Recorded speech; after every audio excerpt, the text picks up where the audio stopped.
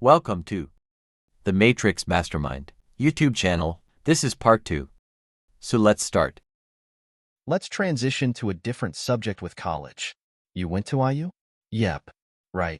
Now you got a lot of people that say, forget about school, drop out of school. They're idiots. So you think they're idiots.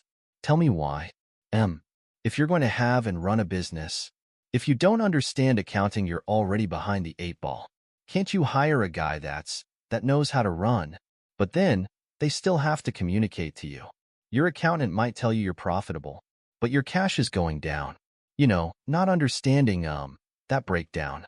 And when you don't, do you think you need college to learn that? Yeah, I think you do, right?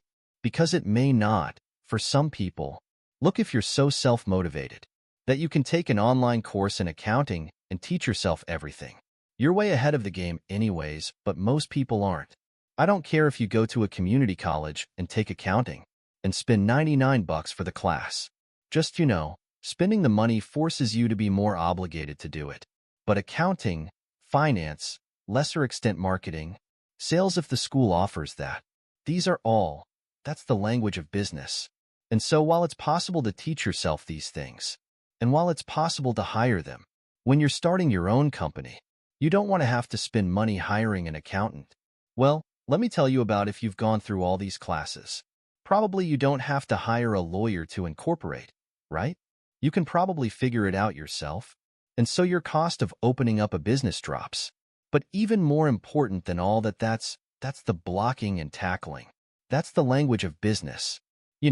The thing I learned at Indiana that was more important than anything else. I learned how to learn. And learning became far more important to me. Because the one certainty in business is that it's always going to be changing. How does one entrepreneur increase the speed? In areas that they can increase? There's certain things you can't control. Speed in what way? Speed of growing your business. All right. So how fast can I grow? Yeah, it just depends. You've got to know your own skill set, right? And you've got to know how that fits within your company's life cycle. Some companies are slow grind, and you just have to understand that.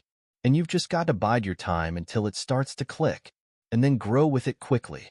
If you're trying to release a product that needs to be ubiquitous, you've got to go as fast as you can. And then, release a product. Yeah. And there's a lot of people who say, perfection is the enemy of profitability. Right? And that doesn't mean you have to wait until it's a perfect product. It really just depends on what the product is. Is it, a barber shop? Right? Is it an app? Is it a service? Is it a product? But, the key is looking for the low-hanging fruit. What are they?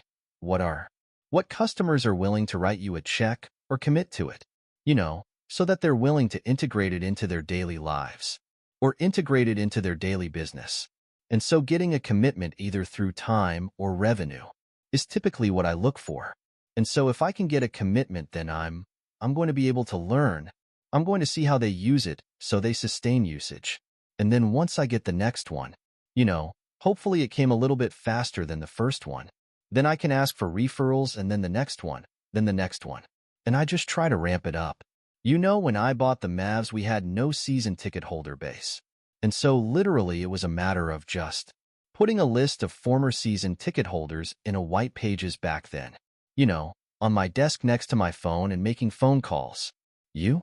Yeah, me. Yeah, because if I'm not going to do it, how can I expect someone else to do it, right? So just get on the phone. Hey, this is Mark Cuban. I'm the new owner of the Dallas Mavericks. Unbelievable. I'd like to invite you back for unbelievable. It's not though. This is my business. But you can't get regular sales guys or something to make those calls once they get to a quarter? You're a guy that's a billionaire, you're making those calls. Well, but that's all, that's fine and good, right? Because everybody's got their own goals, right? But still, I don't want anybody at the Mavs to be able to say, well, he's not willing to do the work, right? There's, if I walk around, I'm picking up all the papers. I'm not saying go get that picked up. I'm like, okay, that's trash. I'm picking it up.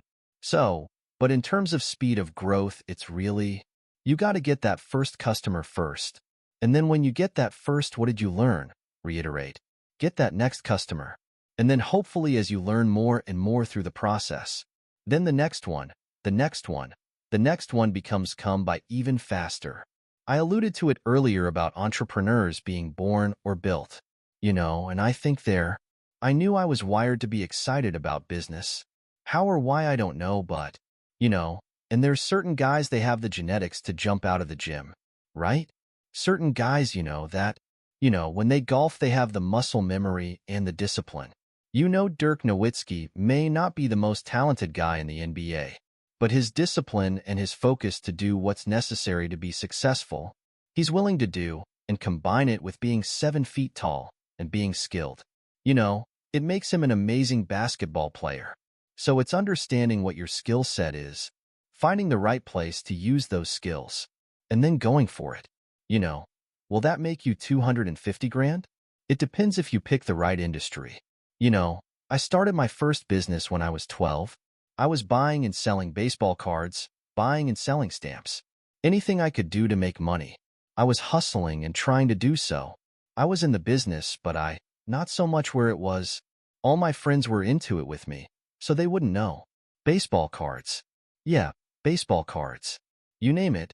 I grew up in Pittsburgh, and so I would, probably even less than 12 years old I would, go up by a bunch of baseball cards that I collected, and I would package. I would say, okay, you're guaranteed to have a Pittsburgh Pirate in this package, and I would charge 3 times as much.